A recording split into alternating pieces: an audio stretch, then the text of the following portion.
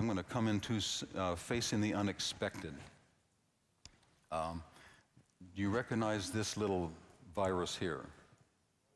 That's Ebola, right? This is a pandemic. This is something that I do cover in my book. And, you know, at the time when I initially wrote it, Ebola was very much in the news, and I wasn't so sure that it was going to still be in the news at the time when it finally came out in print. And right now, the threat of Ebola has definitely subsided. It's not totally gone. It's still a little bit there in West Africa, but we have lost the fear of it here in the United States. The death toll from Ebola, which is around 50% or even greater in some pandemics, has not been proven to be true in those areas which have access to excellent medical care. Of course, those that did come down with Ebola here in the United States all survived. And I remember the doctor that was involved, when he came back from West Africa, and he received part of the serum, which actually helped him survive. He said, I really believe what pulled him through was the prayers of everybody. He said, I really feel what really pulled me through was not just the serum, it was not just the care, it was something that God just pulled me through that. And that's actually one of our protective shields, is it not? You know, let me just point out to you back you know, of course, I remember Jim Bakker has so often talked about the 1918 influenza epidemic when millions of people actually died.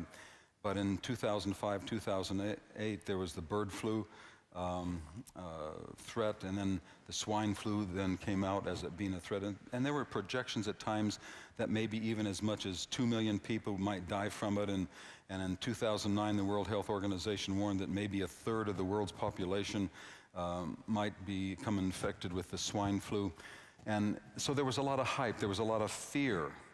And it's not that pandemics are not going to occur, and this is something that I cover in the book.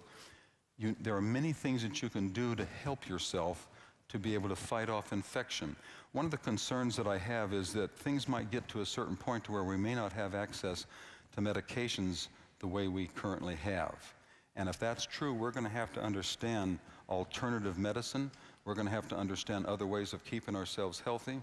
And I think that having good exercise programs, having good nutrition, and I actually cover some of that nutritional aspect in the book as well. But I also would like to just say this. One of the things that we have found out here in the United States is that we're vitamin D insufficient. How many of you are aware of that? Is that something? Okay, wow, okay, this is a very knowledgeable group then. We are vitamin D insufficient. We've become so afraid of the sun that we have all sorts of sunscreen, and of course the makeup that women wear often will have blocking UV rays, and because everybody's afraid of skin cancer. Well, the truth is that's one of the best sources we have of vitamin D, and vitamin D is essential to good health and to be able to fight infections. In fact, if you remember historically, before we had all the antibiotics and other ways of treating diseases, what would they do in sanatoriums? They would take beds outside, put people in the sun, and just expose people to the sun for prolonged periods of time because the sun had such healing effects. And so vitamin D is very important, and if you are not able to get as much sun as you need, taking vitamin D supplements is warranted. But one of the things that came out with a pediatric report when they were showing that many children in the United States are vitamin D insufficient, their suggestion was just give them 400 international units of vitamin D daily. I thought, oh my goodness, but there was no recommendation there to get them out in the sun. You know, just get them in the place where they'll have the greatest amount of exposure. Probably a half an hour, 15, 20 minutes, half an hour of sun a day should be sufficient for those that are light-skinned. For those that have darker pigmentation, it may require a little bit more time out in the sun to be able to get the adequate amount of vitamin D. Another thing that's also a natural is elderberry extract. I would really recommend that you get some elderberry extract. It comes as just the syrup, or it can come with echinacea and some other things as well. But there have actually been studies that show that elderberry extract is beneficial if somebody has the flu. It actually shortens by almost half the duration of symptoms from the flu. So those are some things you can do. And also, in the book, I've gone through a number of lists of different natural foods that you can take that actually build up and support your immune system. And anything you can do to help your immune system will help you fight off whatever types of infections you might face.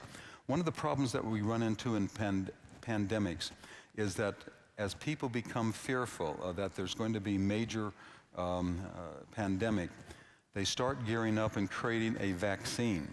Now, vaccines can be good, so I'm not trying to say that they're not going to be good. But many times, one of the things that companies that make vaccinations have been separated from liability. The government has made it so that if there's any bad effects, that the companies cannot be sued. And so that sometimes allows them to come out with products before they're fully tested.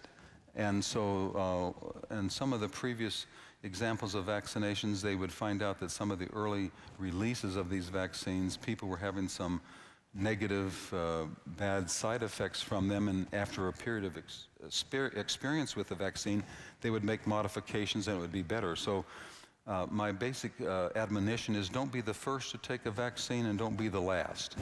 Okay, that's kind of a dictum that we have within medicine, that a wise physician does not want to be the first one to try new medicines, nor does he want to be the last. So we'll let there be a little bit of a testing period.